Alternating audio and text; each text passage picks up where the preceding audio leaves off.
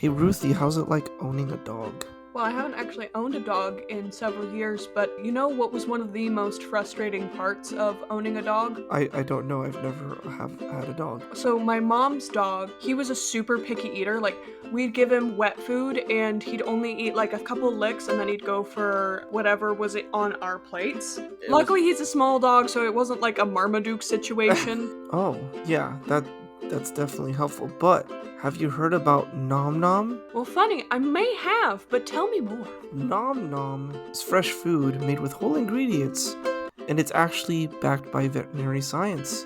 Fresh really means fresh at Nom Nom because you can actually see with your eyeballs what your dog is shoving down its throat. For example, you can actually see the proteins in vegetables, like beef, chicken, pork, peas, carrots, kale, and more. Jeez, that dog's gonna eat better than I do. Yes, I mean, don't you want your dog to always eat better than you do? I'm out here eating McDonald's like on a daily basis, which is not what I want to feed my dog if I had a dog. And the funny thing is, I actually know how Nom Nom works. You tell them about Wait, your who pup. are you? Tell them about your pup, the age, the breed, the weight, allergies, and even its protein preferences. And they'll tailor a specific amount of individually packaged Nom Nom meals and send them straight to you. And then you can just store the meals in the freezer or fridge until mealtime. And they give you specific instructions on how to transition your dog from foods like kibble to always fresh Nom Nom for best results. You can watch your dog clean their dishes, dance for dinner, and just overall thrive. Isn't it time to feel good about the food you're feeding your dog? You go to www.nomnomnow, all squished together, .com/reshoot, or use code RESHOOT at checkout and get 50% off your first order plus free shipping. Plus, Nom Nom comes with a money-back guarantee. That means if your dog doesn't love fresh, delicious meals, Nom Nom will refund your first order. No fillers, no nonsense, just Nom Nom. Nom. Nailed it, first try. All right, now on to the show. Why do I hear boss music? Welcome to Reshoot, amateurs in no suits, too many movies to explore. Ruthie, Hector, and Ed, laughter till the end. Let's see something never done before. Hello everyone, welcome to Reshoot, Amateur's Guide to Gooder Film. We take movies that we like, dislike, and somewhere in between, and we fix them. We just make them objectively better.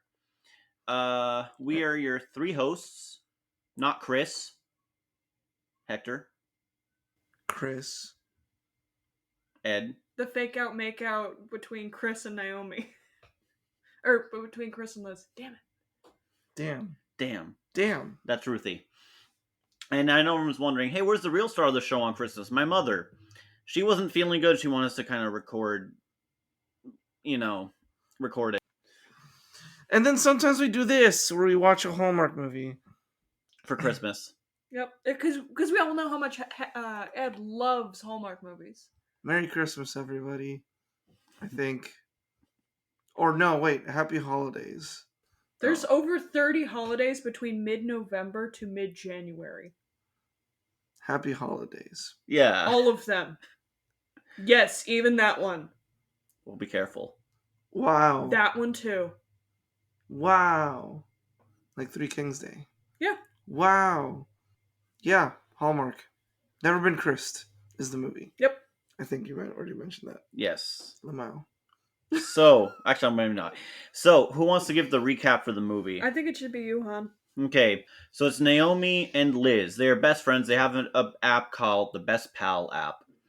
And they they're trying to sell it, and then they're also going to go home for Christmas. Well, not sell it. They're trying to find investment. Thank right? you. Yeah. Spoiler alert. Anyway, they're going to try and find investors, and then they're also going home for Christmas. So they go home for Christmas, and they're like, oh, I wonder if we'll run into Chris Silver, the fucking dumbest name. It's almost as bad as, like, what was it, Johnny Hockey from, like, a few years back? From when we waited, Chris Silver? Sweetest Christmas, remember? There was that dude named Hockey. Johnny Hockey? Yeah. Like Johnny Football. Oh, yeah, it was Johnny Football. Johnny Football is a real person. Oh. No. No, it was like... It was really dumb. It was really dumb. Anyway. Okay. Johnny Football was the nickname for a real person. Anyways, yes. Continue. So, they're like, oh, they like, I hope we don't run to Chris Silver. Bam, they run to Chris Silver. Yep. And then he's like, yeah, we should all hang out. I'm having a party get together, and then we can see all the high schoolers. We do it like a class reunion almost every year. Except you've never been invited Because you're the only people who actually succeeded and got out of town. Also, Well, I have he has a master's degree in art and in English. literature. Incorrect. Chris Silver lived in Boston. He moved back to the small town. I thought he lived in Chicago. Yeah, he lived in Chicago. Chicago, my bad. One of those eastern towns. I don't know, man. I don't go to the east of U.S.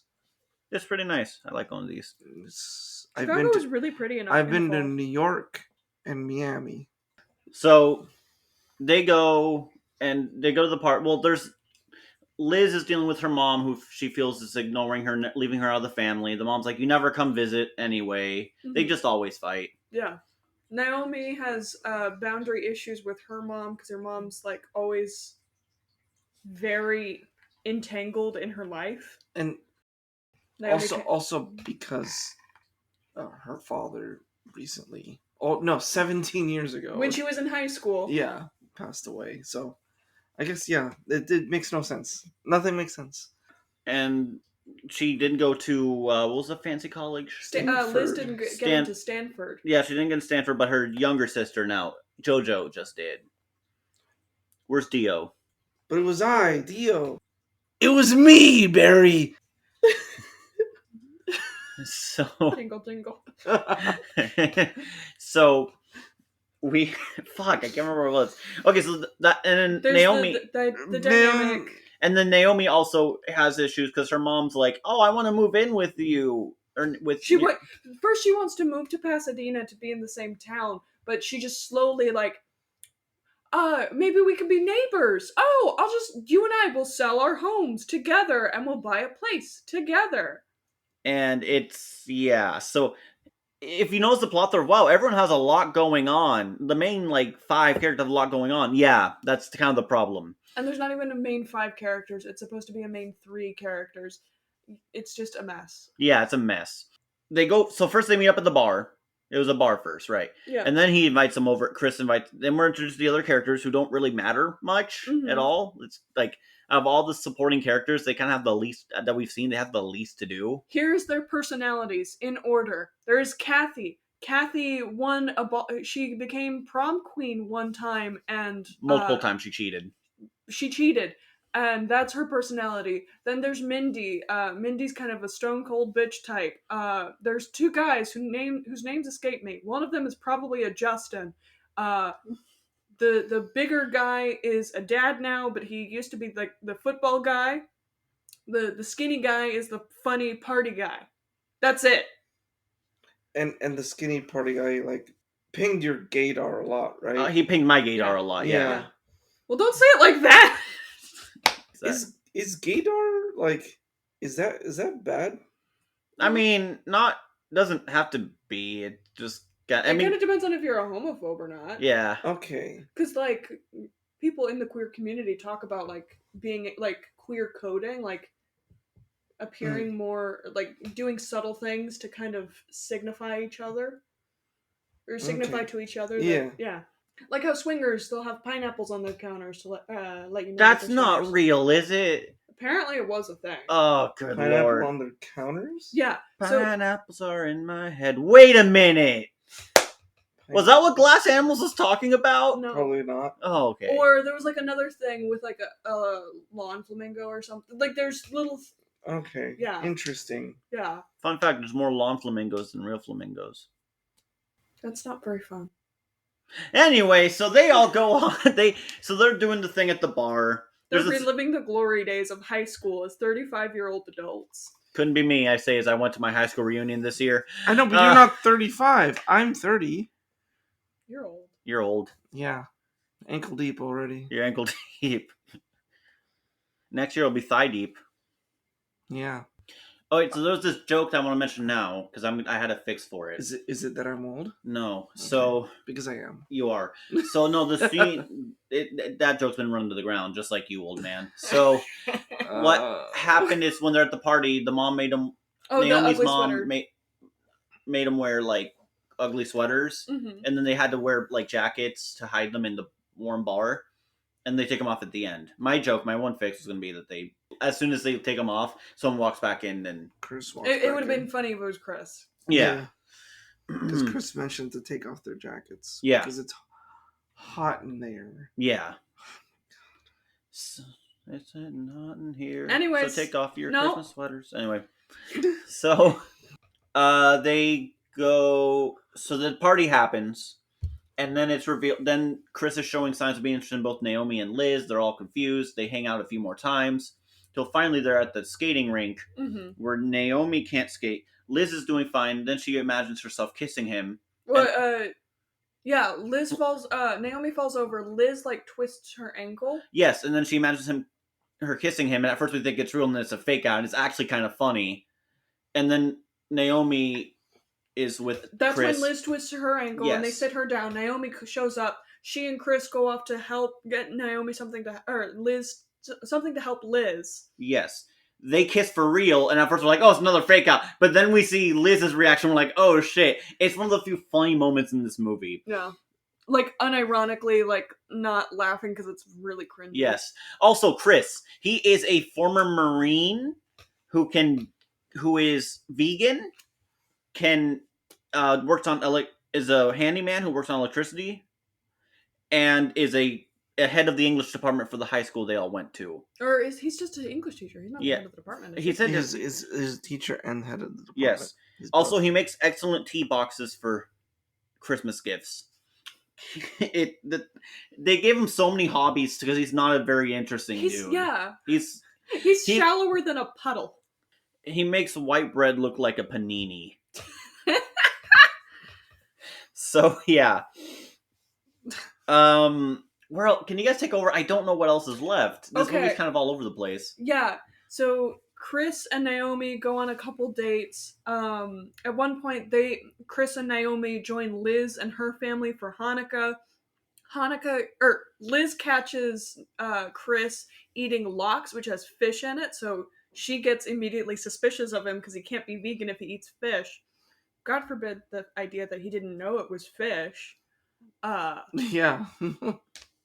And she confronts Naomi and she's like, he's lying! And Naomi's like, I don't know, maybe it was just some weird understanding. Stop being weird.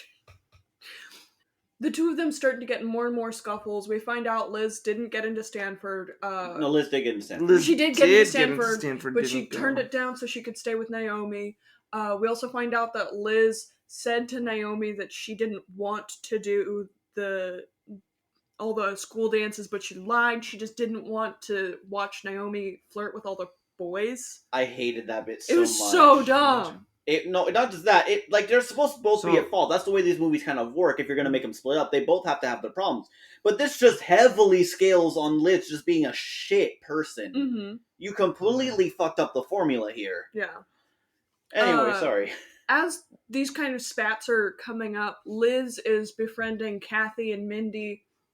And Kathy mentioned that no one's gonna re-host the winter ball, this holiday celebration that the entire school does for no fucking reason. She's done it, and then she's talked about making herself winter ball queen, like she won in high school, even though she's already confessed to cheating multiple times at this point. It's her only personality trait. And she's 30. Keep in mind, 35. She's 35. They're all 35. And this is the one thing that she consistently talks about every time she's on screen, is that she won the winter ball, and she won because she cheated.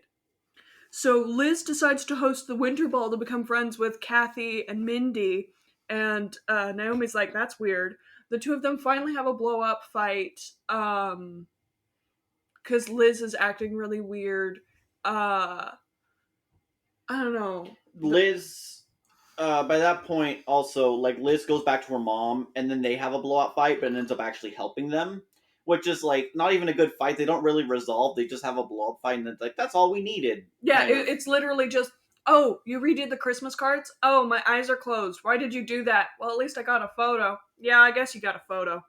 Liz's fight with her mother are just, some of the pettiest, stupid shit that, you can just, And it could have been... If Liz wasn't such a bitch, there wouldn't be any fights with her and her mother. but Liz is a bitch, so Liz just needs a therapist, and the movie would be over. yeah. Yay! I was Ruthie mentioned that, and I'm like, no. What they need is Adlarian theory, because it's all about like feeling inferior to others and like helping yourself build up a good self-esteem so that you don't feel that anymore.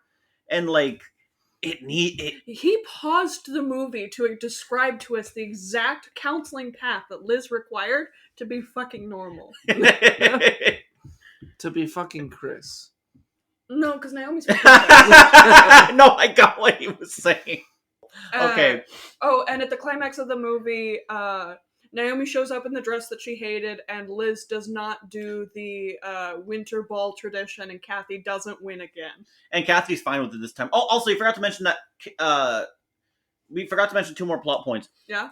Chris and Naomi fight because she calls him out on some stuff, and then he's because he was also like, why don't we all just make this be a big long distance thing, and then we move, and you move back here. And she's like, well, then what am I going to do? He did the Hallmark boyfriend thing, and she pushed back on it. Yeah, which was like surprise, like A+ actually. God, the movie was like 1 step forward, 5 steps back. I swear. Yeah.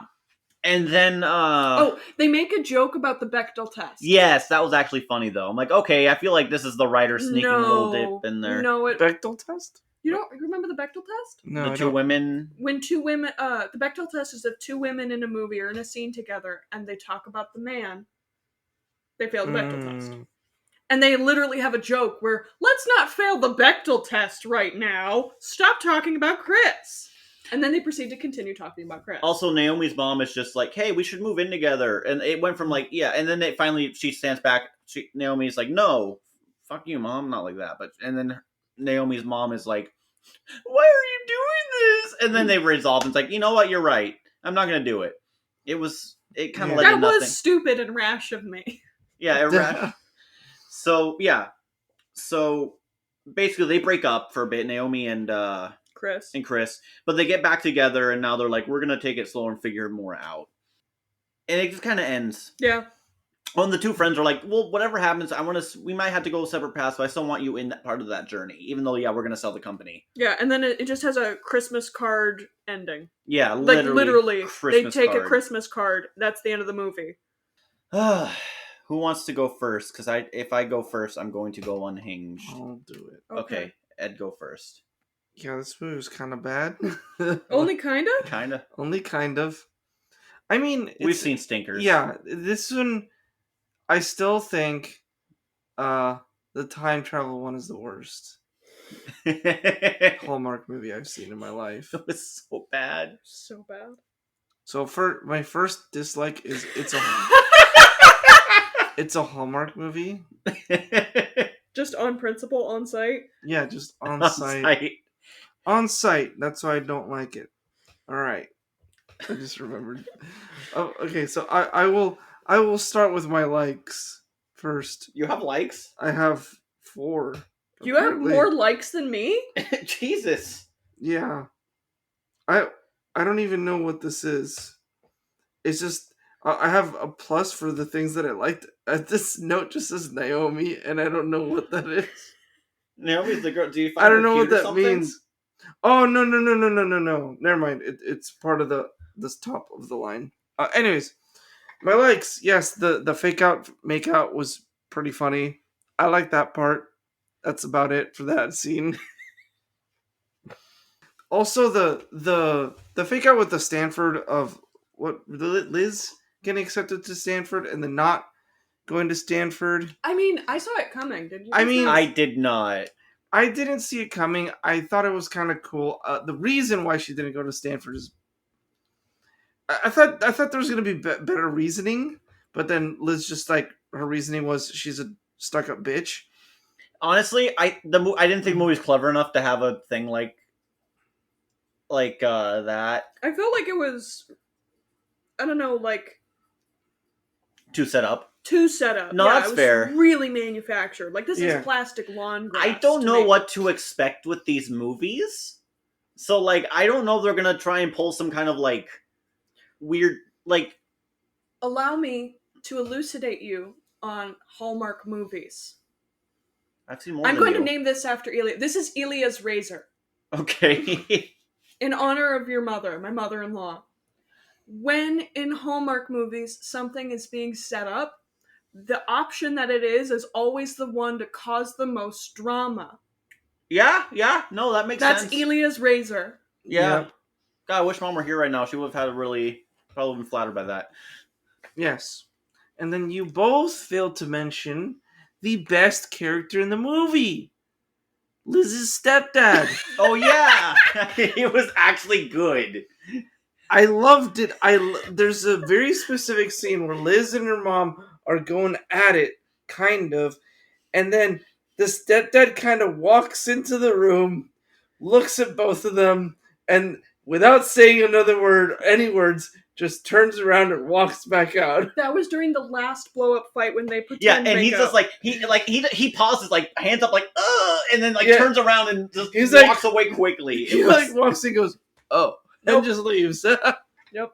He's like the peacekeeper of the house. Like genuinely, like he tries, but God, Liz is such a bitch that it doesn't help anything. Well, it's like the hydrogen bomb versus coughing baby meme. He's the coughing baby at this rate. Honestly, it seems like she learned a lot from her mom, because her mom is kind of the same way, where she blows up at the slightest interaction. They're both. It's genetic with them. It reminded me of not because they're women, but because it's a family thing. Want to make sure of that one. So, I've already mentioned this to my brother and my mom if they listen to this, but Liz and her mom fighting reminded me of my brother and my mom fighting, because they also fight about the stupidest, most insignificant shit. Not, and it's not like how what they fight about is the same stupid bullshit, but they're not like passive aggressive and stupid ass like Liz and her mom. Like, they have better reasons. This is Ed trying to make sure he doesn't lose his good presents that Santa's going to bring him this year. Mm-hmm. Yeah. Whatever. Oh, and when they met like all their high school people, it was really weird and like jarring that they would like post a little like fucking yearbook picture of them. Yeah. From their senior year in high school. There were so many bad transitions. Yeah. Yeah, like when they were in Pasadena, and then it just like cut to black, fade open. Like it was like, well, that those cut to blacks and fade opens are because they need to work commercials into these. No, but it wasn't quite that. It was just bad. You know what I'm talking about? Like it was in the middle of the movie where it just like it almost felt like they forgot to put a transition. Yes, there. No, they there's just a few arrived scenes at the airport and they were home. Yeah. Like, it's like they forgot to do like a transition or even music. It was just, boom, new scene. Right. And then, remember, because I was like, wait, that's the transition? And we were like, yeah, that's the transition. That's right. And then we sipped the coquito. Well, you guys had the coquito. I had the daiquiri. Coquito. I said it. Coquito. Promise, you said cotito. I said cotito. Fuck, no, I'm fucking up. He said it correctly. Coquito. No, he did not. He did. Coquito. He did not. Coquito, pedazo de mierda. De hecho, diablo. De hecho, diablo. It's from Bad Bunny's song. I know. I know. Very bad transitions throughout. What do you say? Monaco. Monaco. Wow, I didn't know you knew that one. Monaco. You played the song for me twice. Yeah. And then the it's hot in here. Take your jackets off. Now it's stuck in my head. Well, shush. Now I keep thinking of the Blink 182 bit of like, take off your pants and jacket. Am I gonna be able to talk? No, keep going. Jesus, is this what I do to you guys? Yes. Okay. Now I know how it feels. No, like just the delivery that Chris Silver did on that was the cringiest shit I've ever heard in my life. And yeah, just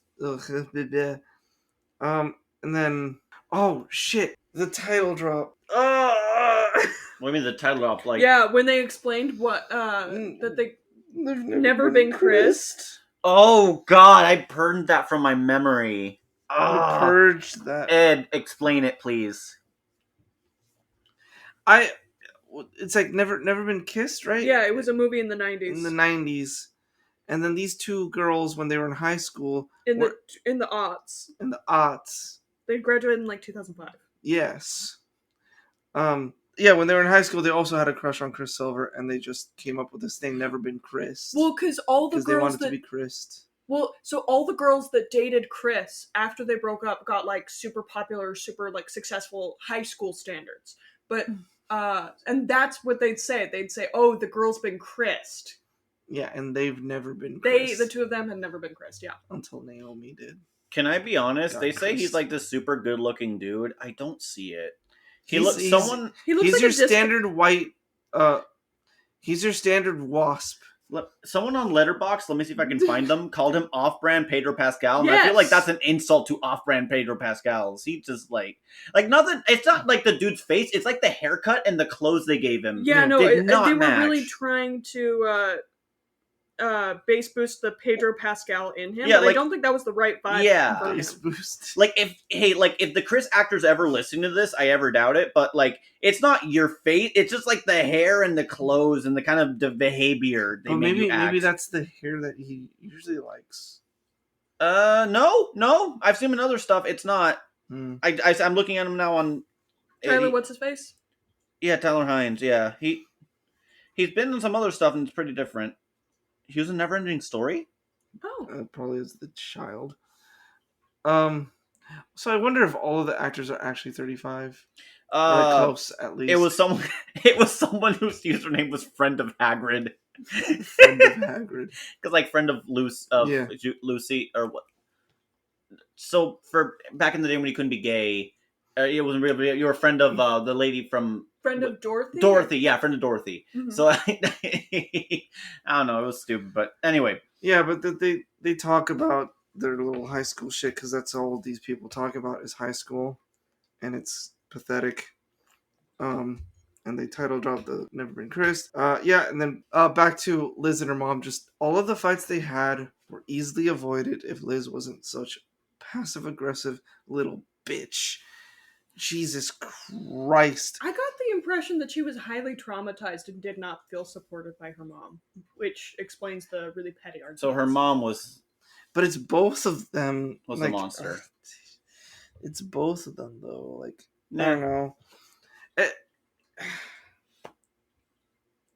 Because like yes, she probably felt abandoned by her mom, but her mom wasn't helping it by literally like not including her in the not Christmas including card. her in the Christmas card or doing anything to like.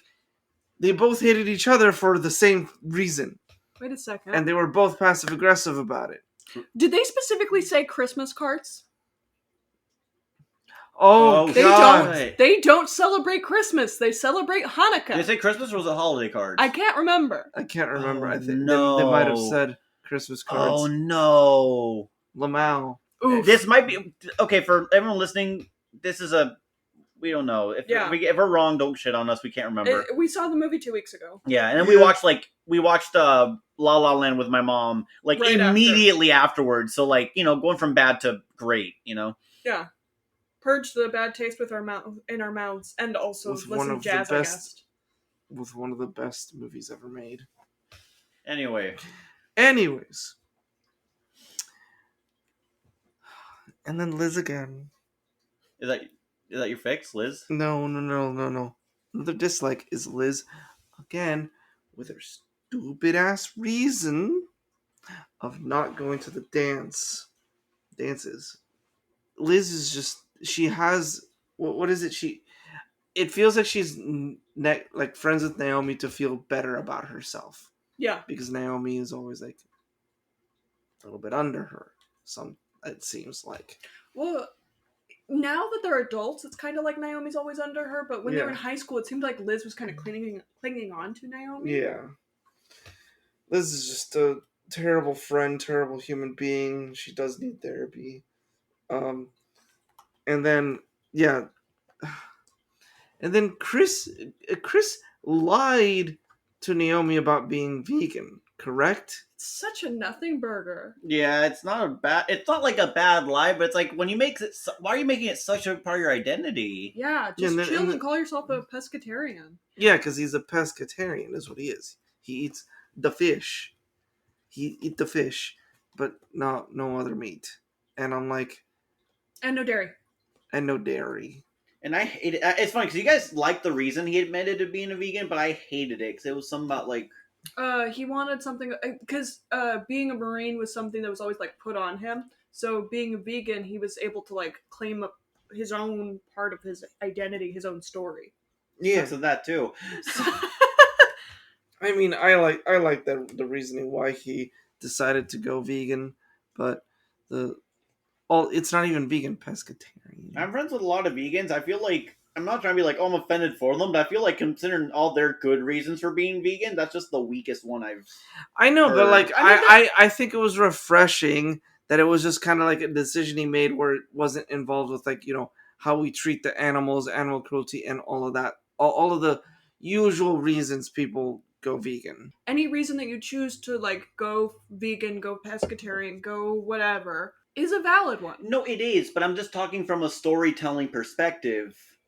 It doesn't help too. I know, but either way, I think this was a better way of doing it than giving vegans a bad name of being like or like just doing the same thing of what usual reason vegans do. And also, because it could being a Hallmark movie and very waspy. Mm-hmm. Like I think that like very waspy people don't like vegans because they feel that the veganism is pushed on them by the vegans. Yeah, but now Chris doesn't do that though, is the thing. And the reason he does it is different than what other wasps might have thought. So I think this reasoning is actually pretty healthy. Okay, you won me way of displaying the different types. You have to understand the target market. I forgot about that for that bit. Yeah. No, I was coming to the same conclusion as you were talking, and I was like, okay, now I'll jump. Nope, he just said it. Cool. Okay. Yeah, I liked the reasoning. I hated that he lied. He's actually a pescatarian because fish is good. Maybe he's just not familiar with the concept of a pescatarian. No, he definitely was. He was. He mentioned it later. Damn. He definitely was he's just familiar. An idiot. No, he's just a dummy. It's just this stupid shit stupid movies do all the time where they just insert stupid shit just to make drama. Elias even though it doesn't make sense. He can't admit that he's a pescatarian because fuck drama. Yeah, because they need to artificially insert drama in the stupidest way possible because these writers or whoever was in charge of this thing could not come up with a more natural way of creating conflict with it. Yeah. Like, I don't know. No. It's just stupid. It's so stupid. It's fine. It's so stupid. It is. It is. It's so stupid. So not for my fixes. It'd be a completely different movie. Cool. But the main so I would have it that it's not high school since they're 35. It's a college reunion kind of thing. Like the friend group in college? Yeah, like the friend group in college kind of thing. But maybe they're all from the same town, but they won't shut up about college at least. Then it's a little bit more socially acceptable. Acceptable. That's kind of me in general. Yeah. I'm back in college now, but that's different, yeah, I guess. It's a little bit more socially acceptable, especially since they're 35. But it kind of starts off the same. Liz and Naomi are kind of, two links in a chain, two peas in a pod kind of shit. Yeah. And they also had the crush on Chris Silver. Same kind of thing, for the most part. I think the conflict with Naomi and her mom should be just, I don't even know, like, how to, it shouldn't be a thing, in general.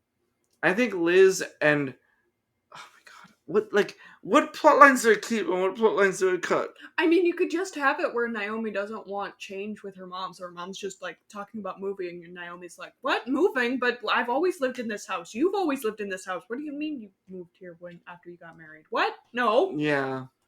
Yeah, it could be something more natural like that.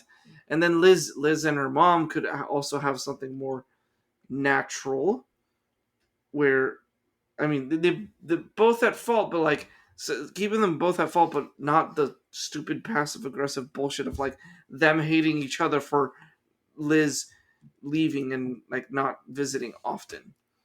Like, Liz hates her mom because she's never invited because Liz moved out and, like, doesn't visit. And then she hates Liz moving out because she doesn't visit. It's so stupid.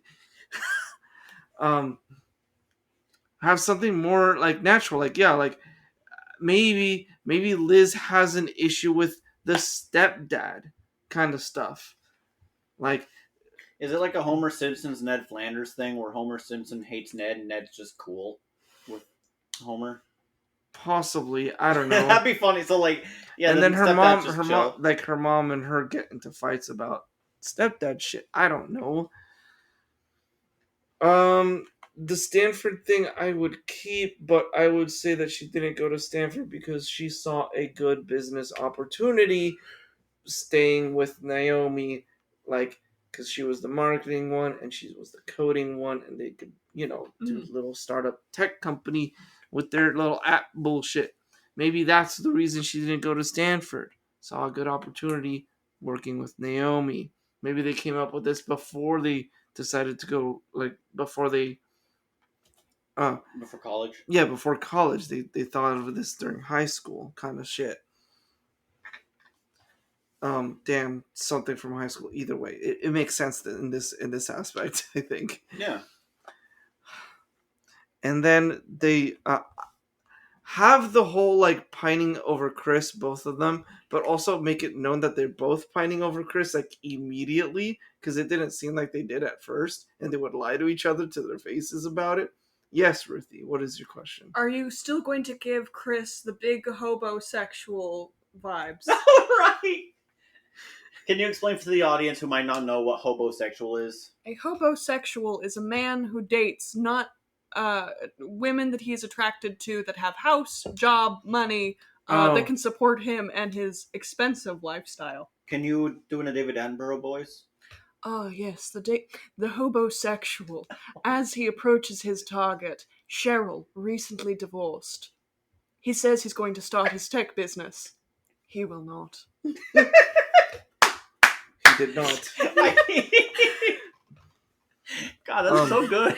Yeah. I said that's a joke. I didn't think you'd actually... I love doing impressions. Yes. Homosexual is basically a dude that, like, is never single, and when they're not for long because they don't have a house or anything or money or anything. Yeah. So, like, when they break up, they're homeless for a little bit, and then they start dating another girl, and then they move in. He moves in immediately to have a house and food and shit, and then he doesn't do anything because he's still a hobo. Yeah. Not homosexual. You're not gonna give him homosexual energy? No, I'm not gonna give him homosexual energy. I heard the M slip there, Ruthie. No, that's for Liz and Naomi to figure out, okay? Yeah. Yes, exactly. Anyways, they would have this whole thing of pining over Chris, and then they would get into this argument and then resolve and then come to the conclusion that they love each other, and then they would kiss. They had a lot more chemistry than anyone else in the entire basically, goddamn yes. movie. Like, kind of shit. They fight over Chris, and then they make up, and then make out. I know what you're about to say. Whoa! Basically, yeah. They show all. It's always saying they show all. Here's the trick: we show all of it. If you've seen that episode of them making a movie, anyway. No, but, like, honestly, they had a lot more chemistry in the movie. So, like, the stuff that they talk about in the movie, remove a little bit of the Chris stuff and talk about more just them, and then you have the perfect, like, romance for Liz and Naomi. Like, literally, they have so much chemistry, and that's the movie. But it wouldn't be a Hallmark movie because apparently there have been queer couples. There have been queer couples. Mom in was saying Hallmark it, movies? yeah. Mom's she saying got it. mad because we kept saying that they didn't have the balls to do it, but apparently they do. And interracial relationships. Yeah, that but was only more to meet the quotas. Only to meet the code. That's not what Mom said. That's not what she said. That's yeah. that was kind of the implication. Cause Yeah. like, there's just so many. Yeah, because she was mad that we were like making fun of Hallmark for doing something that not doing something that they actually have. Mm-hmm. Yeah, just want to clear that up. She's not here to defend herself. Anyways, that's my shit. Nice. You or me, hun? Stuff and things. Can I? Is that fine? Go. Okay. Why are you saying that like, can I, sir, please? Please, sir, may I give my fixes? No, you may not. More gruel for you. Please, sir. Could I have some more? Hallmark bless us, everyone. Could I have some more? And while he's distracted, here's what I liked about the People are dying next to me. Here's what I liked about the movie. At the very beginning, there's a really good, a good to me gag. I really enjoyed it. I thought it was okay. Where the two of them are making cookies in Naomi's kitchen, and Liz is like, "Oh, I gotta go home. I gotta go deal with some stuff." And Naomi's like, "Oh my God, text me when you're home safe. I love you." And then Liz gets out. She's in front of a brownstone, goes down Naomi's steps, around in front, goes up her steps, walks inside, texts. They're right next to each other. They're next door. They literally share a wall. Yeah. And she's like, "I'm home safe." And Naomi's like, "Yay, I'm glad." That's it. That's the gag. Yeah. It's funny. It wasn't. I was frothing at the mouth. he was ready for blood. I was ready for blood. I saw red. Not just because of the jingle jangle holly jolly. Literally 5 minutes into the movie. I wanted to leave. We had cookies. We actually had cookies. Mom Mm-hmm. made cookies for us. It was very sweet. I ate half of them in one go just to calm me down. He was angry, crunching. So angry. My second like is the kissing fade out was funny. That was really funny. And then also the for realsies fake out make out made it even funnier. Yeah, no, that was actually the solid joke. Mm-hmm. The fake out, make out, yeah. Both halves, yeah. My dislikes. The whole movie is way too obsessed with this high school bullshit. Like, really, this is the only thing that can cause... And also, they're 35 years old. Oh, yeah, this is like more than half their lifetime in the past. Chill.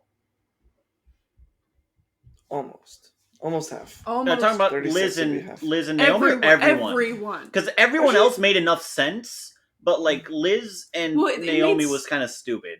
That's my dislike. If you take a step back, it's because Taylor picked the tropes of got stuck in high school, stuck reliving their glory moments in high school tropes. The prom queen who can't let go of being prom queen. The jock who only ever tells sports stories. The party guy who relives his crazy pranks. The most popular guy in school. Yeah. It seemed like they were kind of cherry-picked to be obsessed with school. All of Yeah, them. but it's weird that Liz and Naomi were also obsessed with school a little bit. That's the part that threw me off. I'm like, why? I'm getting to that. The lead looks like a discount Pedro Pascal. That's an insult to discount Pedro Pascal. There's a moment at Chris's vegan Christmas party that they were playing Never Have I Ever, and you can tell the writers have never played Never Have I Ever, because you hold out fingers. Yeah. And everybody takes a drink, or they put down a finger. That's how Never Have I Ever worked, and you lose when you have no more fingers. That's right, they cut off your fingers when you play Never Have I Ever. No, you're right. Banshees, You're right. Don't spoil. No, I'm not spoiling. But the one time I played Never Have I Ever, you do the finger thing, but you clapped when you would put down a finger. So that, yeah. Because the way that they were doing it in the movie, like, they weren't keeping track, and it was only one person would put down a finger at a time. Which, yeah. Everybody's supposed to do it. Making a Bechdel test joke does not give you a pass for failing the Bechdel test. That's not true. Look at Marvel and all their meta commentary. It's fine. Not Marvel. What? There's a better one. Rick and Morty. Dan Harmon does it well enough, though. He actually does take the brunt of it, too. they only start talking about how codependent they are, like, 2/3 of the way into the movie. Now they talk about codependency? Again, they share a wall. Now here's my fixes. When I was first introduced to the movie, I thought it was supposed to be like a It's a Wonderful Life thing. And they reference the movie, too. And they talk about the movie a lot. And they're watching the movie. And they watch the movie, and they're obsessed with the movie. First. So the movie is going to start as normal and go up to, like, I said the ugly sweater thing, but no, I'm going to go a little bit farther. It's pretty much the same thing up until the skating, right? Mm-hmm. After they come back from skating, they come into contact with Liz's family. Maybe her mom's drunk. I don't know. Whatever the details are. What is important is that the bullshit between Liz and Naomi bubbles over in this moment, right here, right now.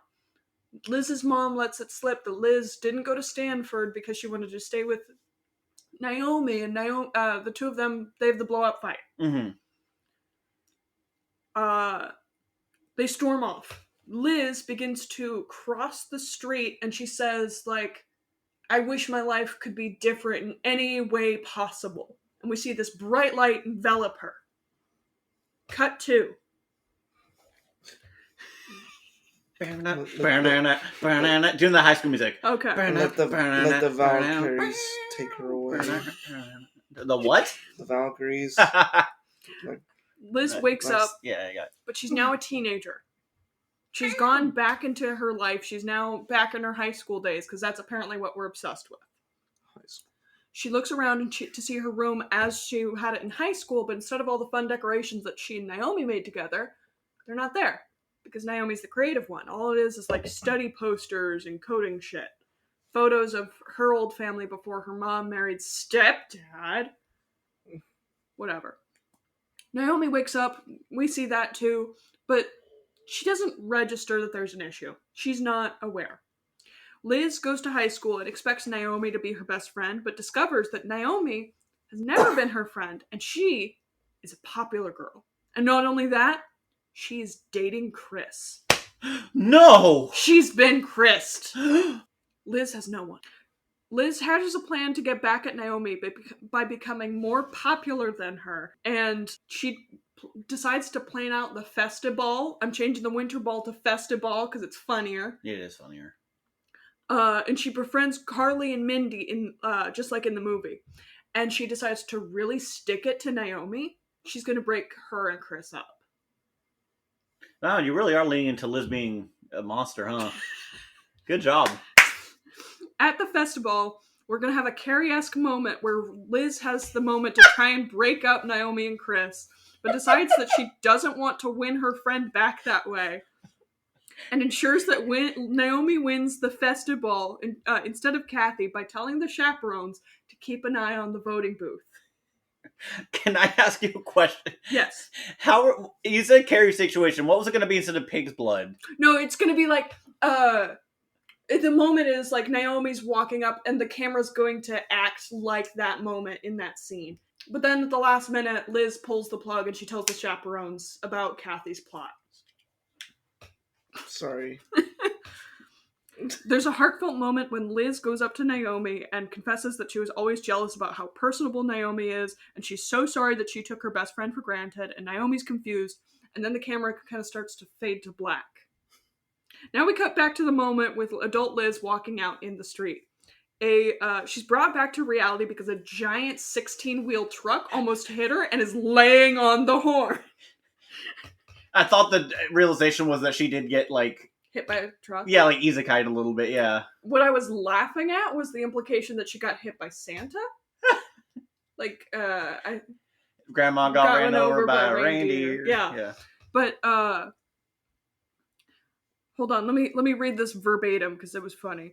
Cut back to the moment in the street where adult Liz is walking out. She's brought back to reality because a giant truck just barely managed to stop in time to not turn her into a Yule log. Naomi sees this and rushes over to Fran to see if Liz is okay. Liz redoes her heartfelt speech, and they apologize to each other. Chris shows up and Liz tells them it's fine, just like kiss or whatever, because she's been watching them in high school, like macking out on each other all the time, like high school boyfriend girlfriends do. And they awkwardly kiss in front of her. Movie end. I thought it was like they're trying to kiss and they're like, we don't feel it. Which kind of goes in more into my... Interesting fix. It's a very interesting fix. Yep. It was really good. Thank you. Fine. Anyway, here's mine. Hi everyone, the unhinged host here. I thought you were not Chris. Huh? I thought you were not Chris. Who are you? He's unhinged. I'm unhinged. He's literally the Joker. No, that belongs to Matt Shore. No, only Joker, those who get hold only on, those the who watch Joker- made up Joker's movies gets not it. unhinged. He's perfectly sane. He's just misunderstood. He's a true hero. We just don't get it. All right. Anyway, we're not going to talk about that. We're going to talk about Never Been Kissed, the real Joker of this movie. Yeah.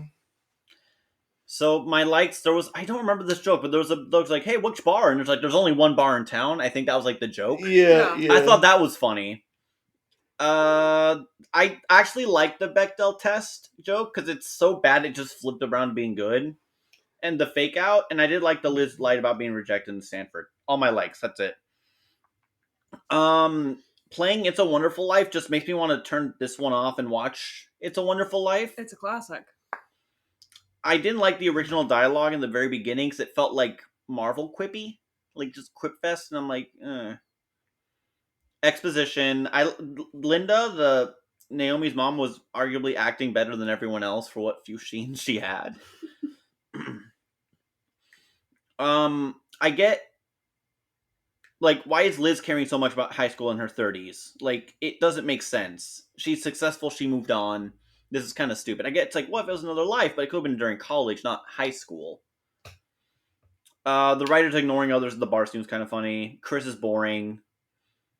I hated the fact I did a master's thesis on Great Gatsby, and Ruthie wondered why I never got to explain it. So, in the SATs, like the year after I took my SATs, they announced, you can't talk about Great Gatsby anymore. It's been overdone. We've heard every iteration of Great Gatsby. So the fact that this motherfucker did his thesis on Great Gatsby means that he wrote the equivalent of SAT. And I get it, big promises that end up not being true. I get the idea behind Great Gatsby being used. But at the same time, do better. He's in Masters. Do a book just do some obscure book. Show that The Scarlet Letter. The Scarlet The Old Man and the Sea. The Old Man and the Sea. Like, do a book that it's like, oh wow, no, the audience won't get it. But that shows that he was so good at it and he's stuck in fucking buttfuck Illinois. I don't know where they are. Yeah, small town, middle America. Yeah, small town, middle America. So,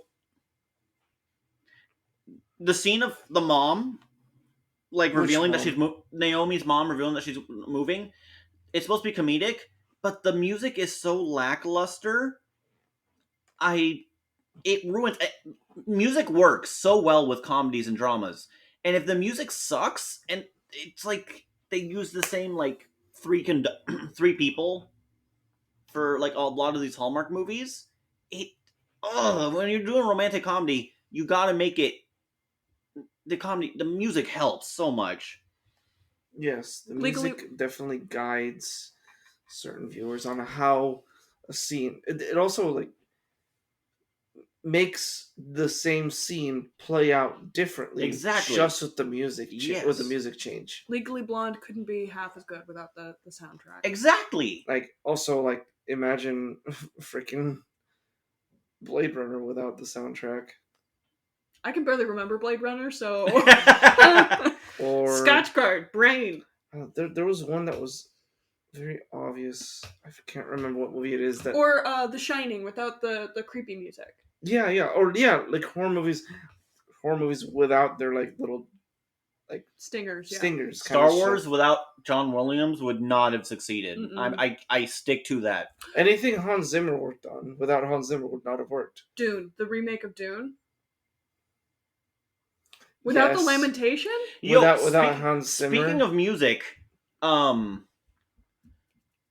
Night Before Christmas was who's the composer? Danny Elfman. Danny Elfman. Danny Elfman was the lead singer of Oingo Boingos. And wrote the music. I did not know this until like Armand. If you guys haven't listened to Syndicate, Armand, he did until Night Before Christmas, and he revealed this. And I'm like the last person to know this. It is bananas that the same man who wrote "I Love Little Girls" wrote "Nightmare Before Christmas." Excuse me?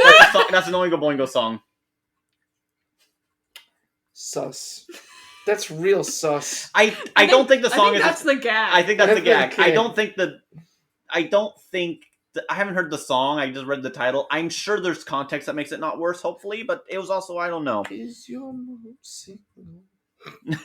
Is your mom free tonight? Is that Oingo Boingo? No, that's Ninja Sex Party. Oh, right, yeah. I don't think I've heard that one. It's Is that so newer? good. We're gonna say it's called Save the World. Okay, It's that's so good. okay. Anyways, So, cut that out. no, it's fine. No, cut out my. Okay.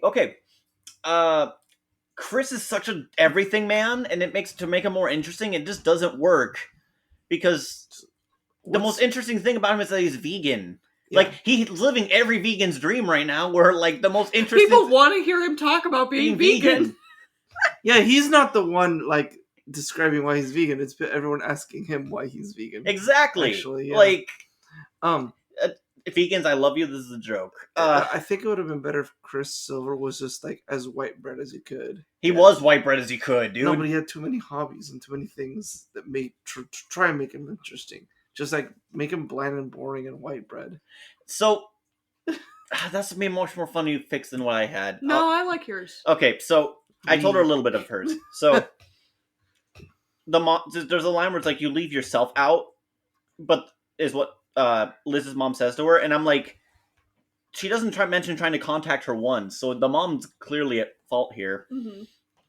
They're both just also so stupid. Carly cheating and being the homecoming queen should have been a later reveal. Would have been really funny. Well, yeah, because that was her intro line, and she couldn't. She wasn't a homecoming queen. She was winter ball queen. I don't. Ed, do you think I care? Yes, I do. So, yeah. Also, my secret joke is Naomi should have been a good skater after the kiss. Like, as soon as she lives, like, what? Liz, like, why were you like that? And then you see like Naomi do like a triple axel. It's like, I don't know. I hate the name Marioki because the scene where they confront each other after the friend breakup. Hallmark movie? What is it with Hallmark movies and having so many Christmas activities? Like, every single one we've done, there's the gingerbread baking competition, there's the Marioki, there's the Kris Kringle fashion ball, fucking whatever, Yule yoga. Why, in Hallmark universe, is there always just so many social activities that are Christmas themed? Because the movies need to have something to actually make the characters do for fun. Otherwise, they just be... Elias Razor. Elias Razor. Anyway, fixes. Linda, this is a simple one. Linda reveals that she's moving really fast. Right? So this movie doesn't lean far enough. It's supposed to be a romantic comedy. It doesn't lean into the comedy bits, like, at all. Or it tries to, but it doesn't lean... They make an attempt. They make an attempt, but, like, no. A lot falls flat. If everyone who listens to this podcast long enough knows, I am a huge It's Always Sunny fan. Every character is a little ridiculous. I'm going to lean into that a little bit. I was going to say, you haven't seen Legally Blonde, or My Big Fat Greek Wedding, or Sweet Home Alabama. To be fair, Mean Girls. I haven't seen Mean Girls. But that's not a rom-com. That's just a com. Wait, Legally Blonde's not a rom-com, is it? I thought it was a feminist empowering comedy. Yeah, but it's disguised as a rom-com. Oh, that's true. Okay. It's a deconstruction of a rom-com, because the rom is her learning to love herself. I need to rewatch. I need to watch it. I tried watching it. I wasn't into it. Stupid Love. I wasn't able to watch Legally Blonde. This is my fault. When she and I first started dating, she tried to get me to watch it. I was an immature 17-year-old punk. Could not get into it. Need to try it again now. You guys want to watch Legally Blonde? Not today. No. But I'm going to show you guys Mean Girls before this remake comes out. Anyway, lean into it, right?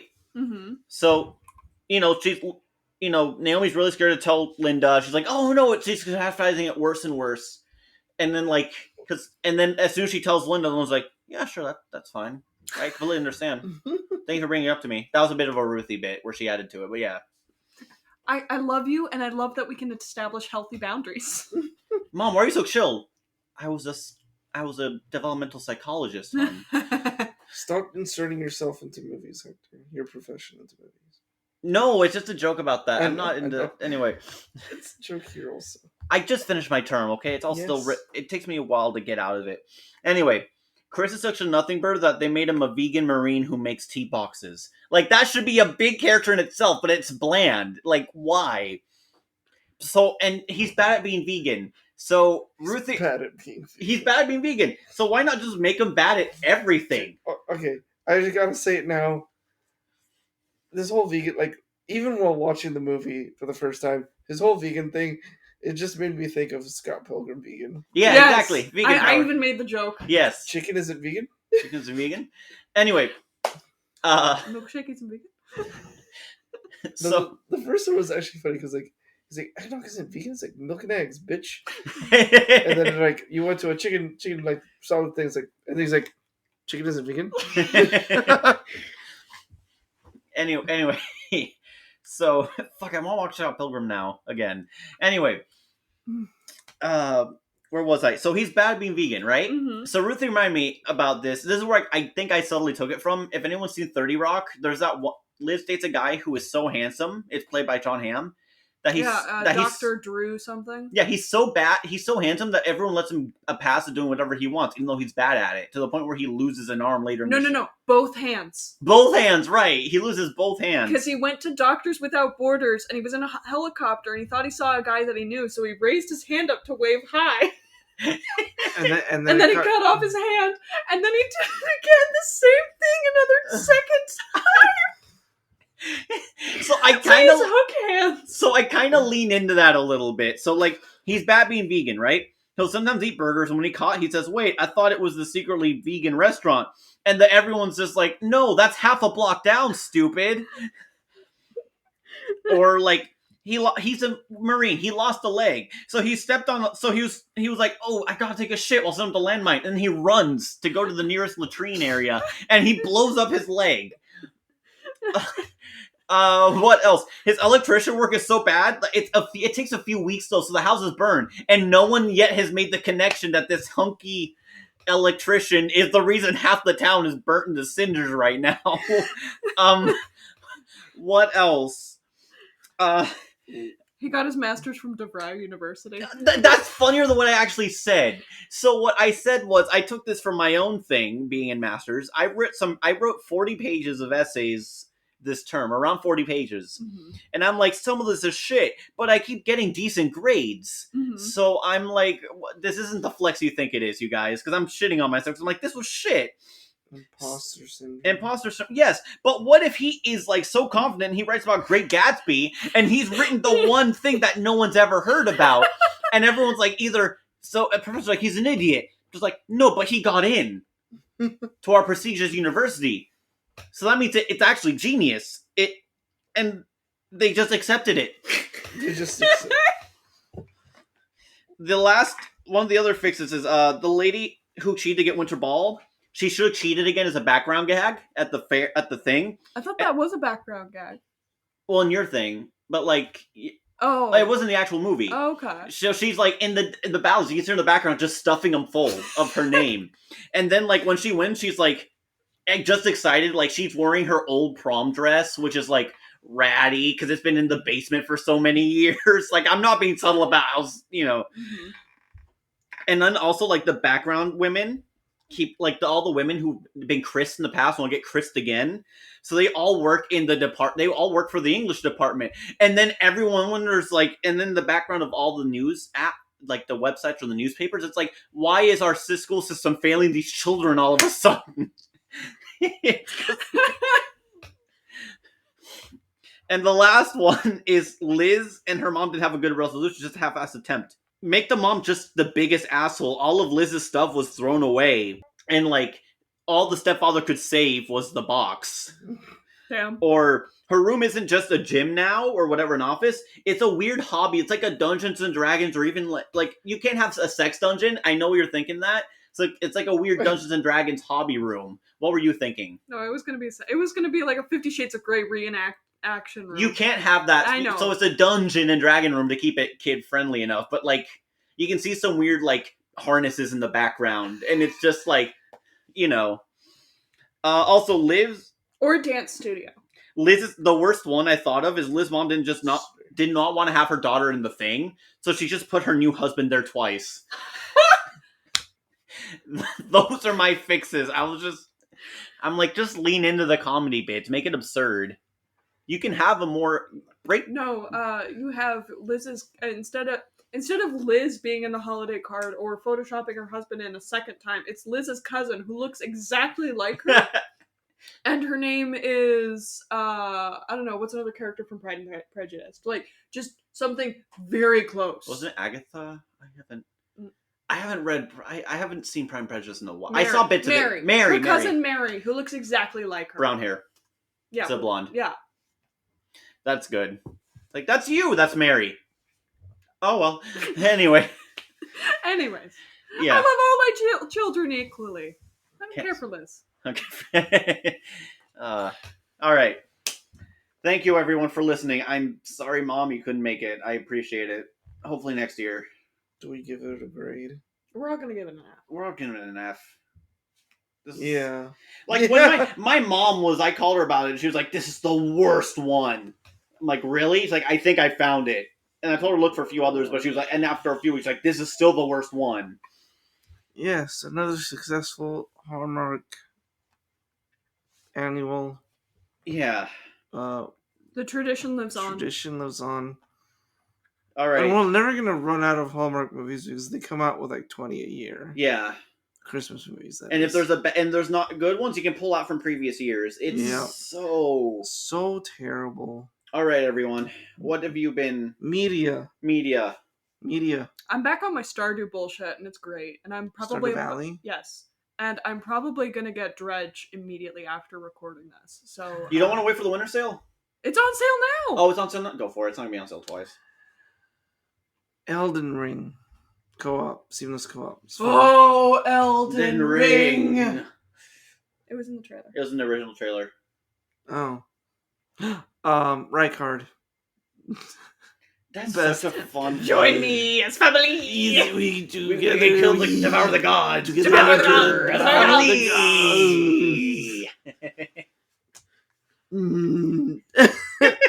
What do you think the voice actor director gave as notes to Rykard's voice actor? Campier, harder, campier, campier. Do the inflections on the wrong words. Yeah. Together we can devour the very gods. That's family. Wait, I'm sorry to do that joke twice. Everyone is so good. Yeah. Anyway, Elden Ring. What else for me? Man, we finished Scott Pilgrim the anime. It was pretty good. Mm-hmm. Go and make sure you've seen the. All I'll say is make sure you've seen the movie or read the books. Chicken is vegan. Also, is that in the show? It's not in the show. Damn it! They have a very different gag that I think hits harder for me. What else was there? Oh, right. There was also Final Fantasy 16. This is after the Game Awards. Final Fantasy 16 DLC airdropped, or like shadow dropped overnight, and like I'm already at the last boss of it. It's a 3-hour one. The next one's going to be 10 hours and side quests included.